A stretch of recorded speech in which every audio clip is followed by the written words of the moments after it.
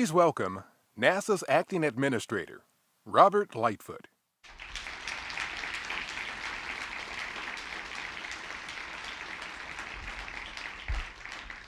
All right, well, good afternoon and good morning to everyone. Welcome across the agency out in the colonies. Good to see everybody there. It's my pleasure to join you guys for the second half of our budget rollout. As you know, we did the rollout of the skinny budget a couple of months ago, and this is I guess I'll call it the fatter budget, right? As time goes, we all get a little heavier. So our budget got a little heavier over the last 2 months, and so that's what we'll get to share today. Seriously, my basic message is the same as it was last time when we talked a couple of months ago, is what this budget tells us to do is keep going. Keep doing what we've been doing. Very important for us to maintain that course and move forward as an agency with all the great things we're doing. It's really cool as I sit here and I see the different sites on the screen here. I know what we're going to do this afternoon with the Facebook Live activities where we show what's happening in every center related to this budget. That's really exciting to see. Sometimes you forget about that when you're in D.C., and so it's nice to see the real work going on behind us in some of these pictures. I do want to reiterate, as I always do, how proud I am of this team and the teams across the country and what they're doing and what they're accomplishing from an agency perspective. It's really neat to see what we can do. We're making a difference, right? I mean, we are the leaders in human exploration, science, technology, and aeronautics. That's what we do, and I couldn't be more proud of this team. And it's only possible through you guys' efforts, what you do every day. That's the only reason we're able to do what we do. I mean, if you just think about today, this Tuesday, while we're doing the budget rollout, which for us in D.C. is a big, exciting event, we've got an RS-25 test at Stennis today. We just finished a contingency EVA this morning on the space station. Awesome stuff going on every day in this agency, and it's pretty exciting to see how that works and how we do that. If you think about Cassini making its final dives through the rings of Saturn, and it's just amazing imagery we're getting back from that. It's just incredible what you guys can accomplish. This week we're going to partner with the FAA and a lot of our industry partners for the unmanned aircraft systems. We're going to actually fly some drones beyond line of sight for the pilots as we start trying to figure out how we're going to incorporate all that into our airspace as a nation. Pretty exciting. Space Tech is going to fly on the next SpaceX mission. They're going to fly I only know it is Sextant, but I'm going to have to read it off. Station Explorer for X-ray timing and navigation technology, or Sextant. It's part of the NICER mission that's going up on SpaceX next.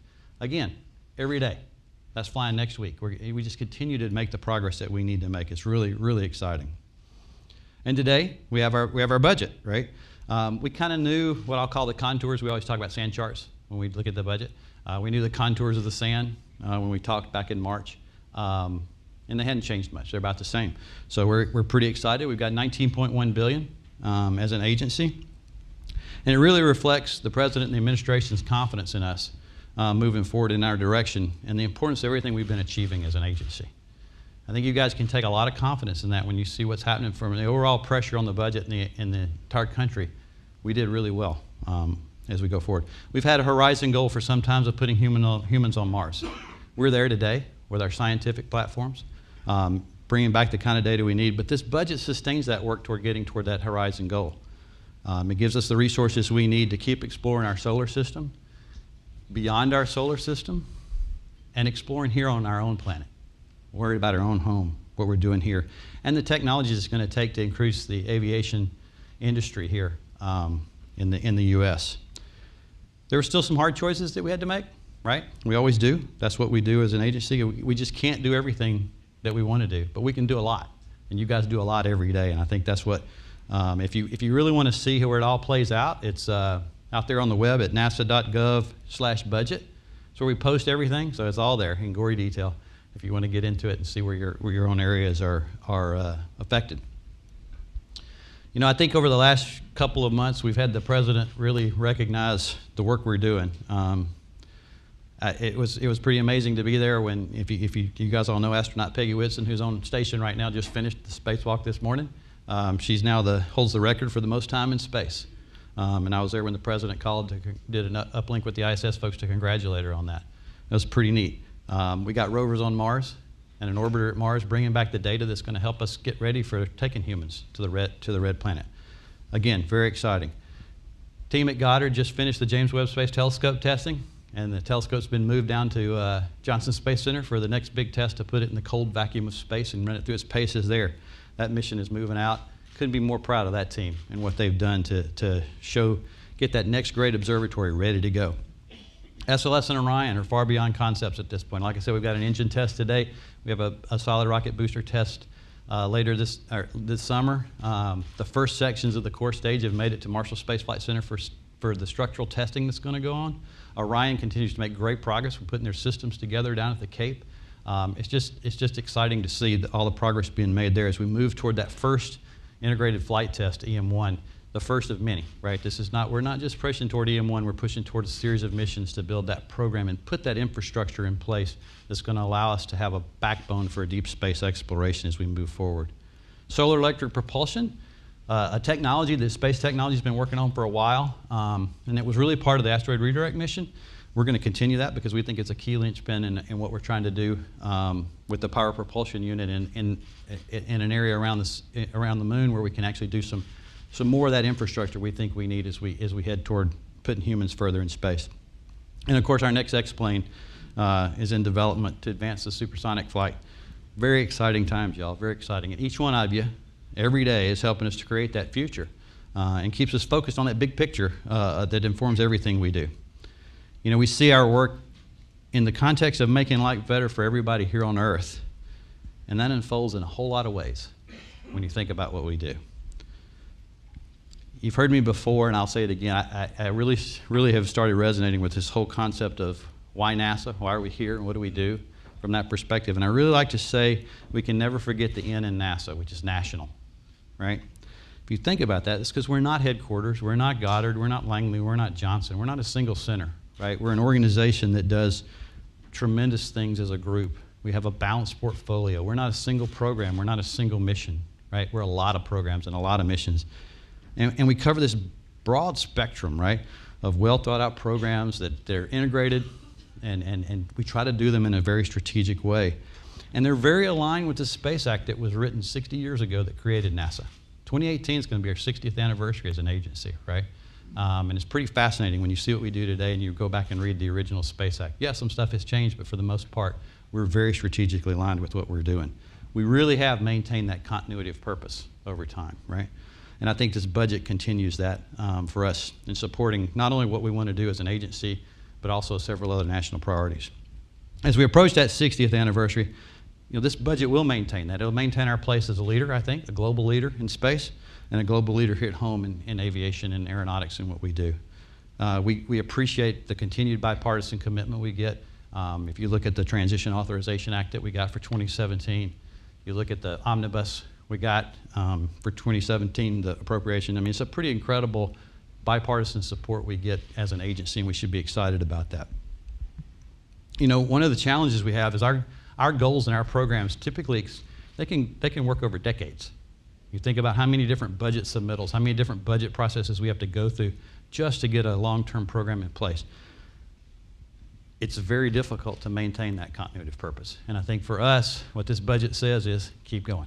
Right? And that's a good thing for us because some of these missions we're trying to do are long-term and are going to take us a while to get there.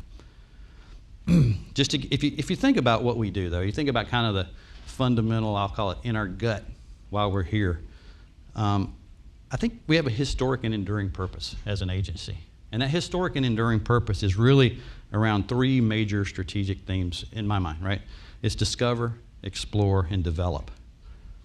And these correspond to all our missions of scientific discovery, missions of human exploration, the technologies we develop, and then the development of aeronautic systems and aviation safety that we do for this nation.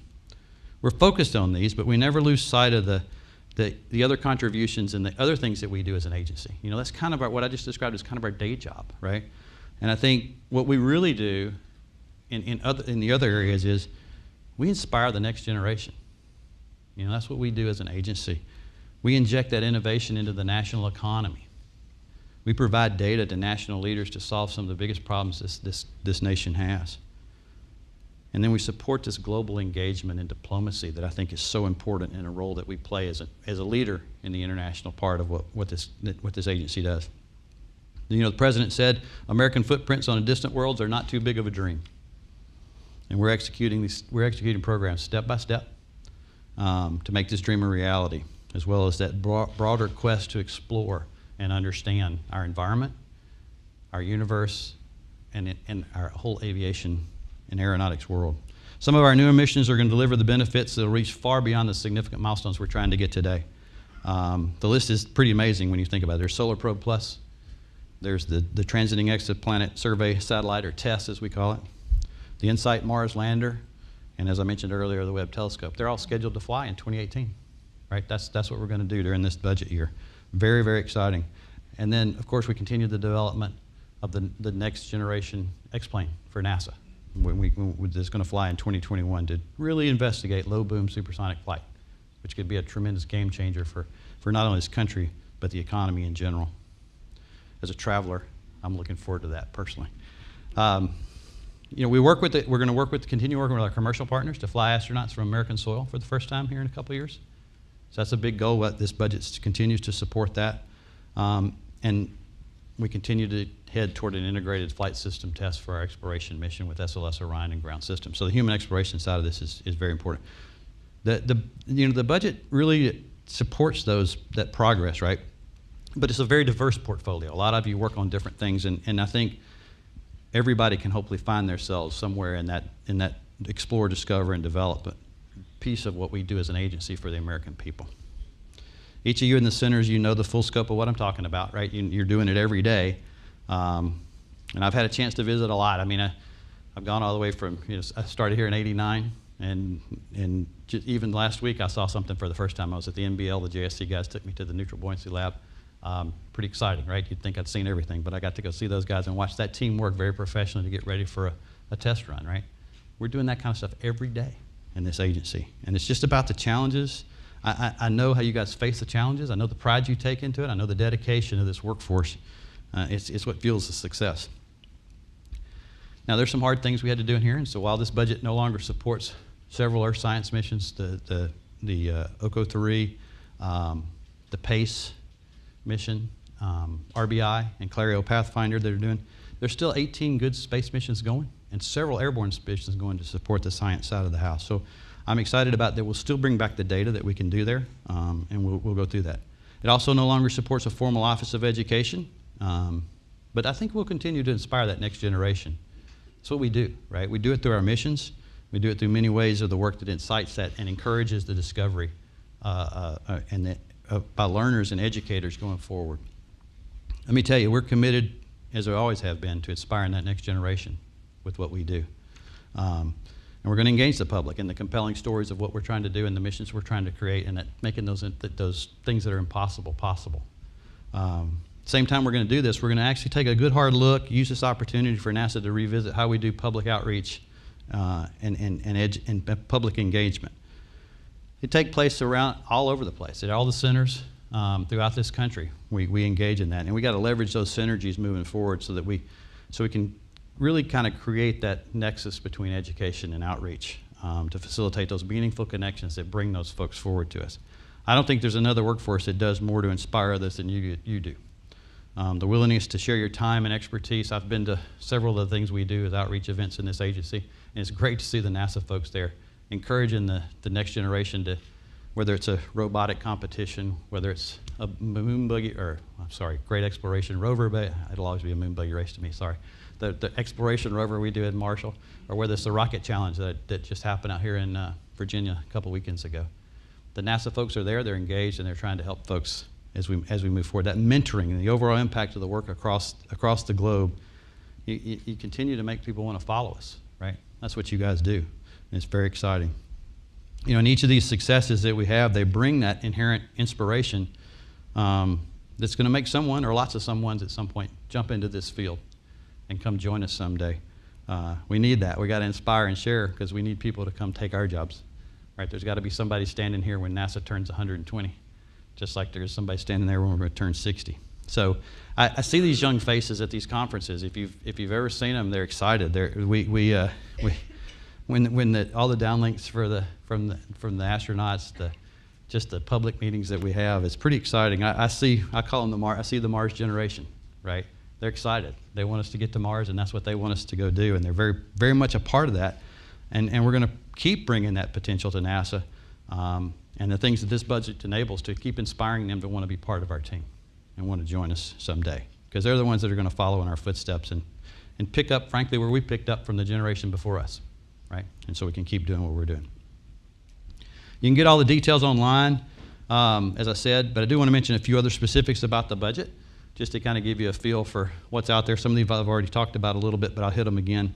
You know, in science, for instance, the budget supports about 100 missions going on, roughly 40 missions that are preparing for launch, and 60 that are operating. So it's a good, healthy mix for what we're doing.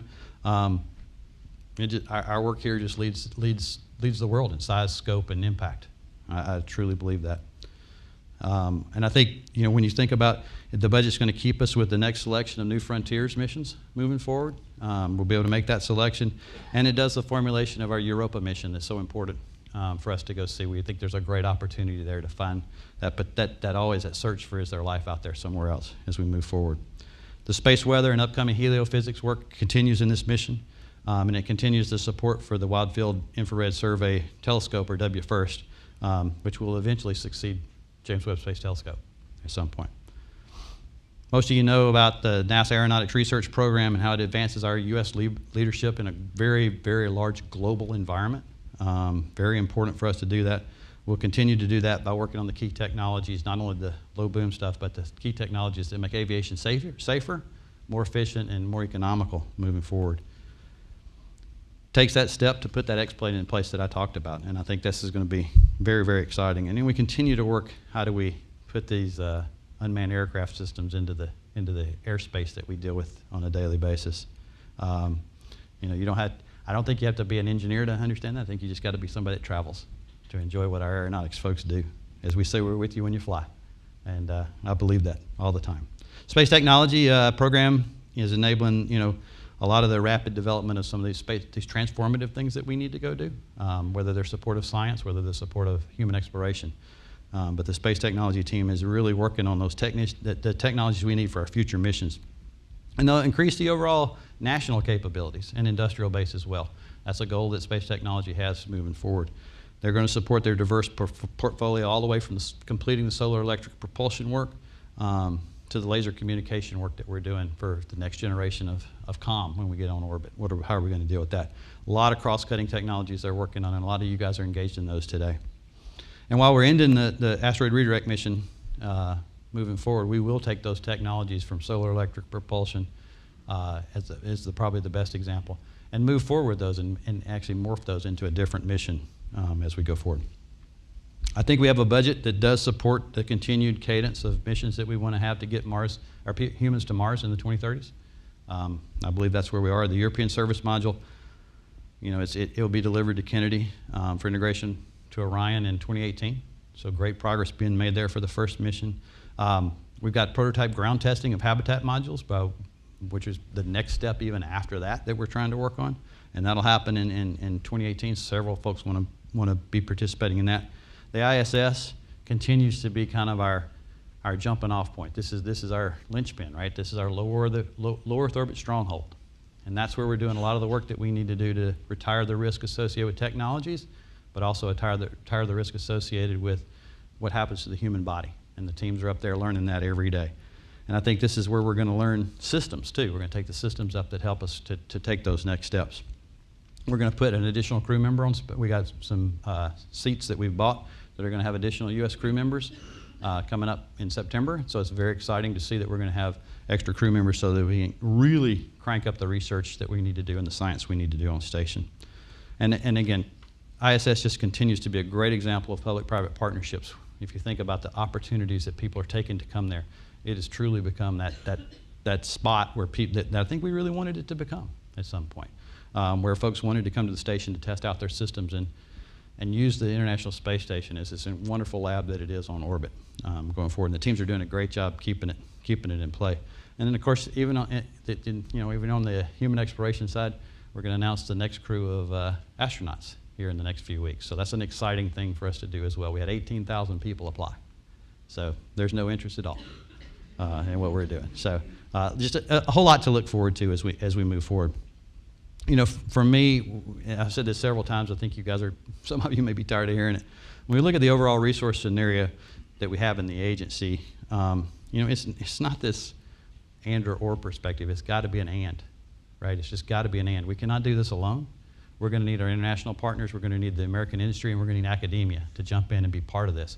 And I think if you think about what we've done over the last few years, we've proven that model will actually work, and we can actually utilize that because the sum of all that is better than just these individual pots going forward. And we've been evolving to that new way of business for a while, and industry's been a great partner. The international partners continue to be a huge part of our success when you think about what we're doing in all aspects, by the way, not just human exploration, but all aspects of what we're doing. I mean, Jay Shin is over in South Korea right now, having conversations about UAS and the airspace there, right, where we're sharing those kind of thoughts.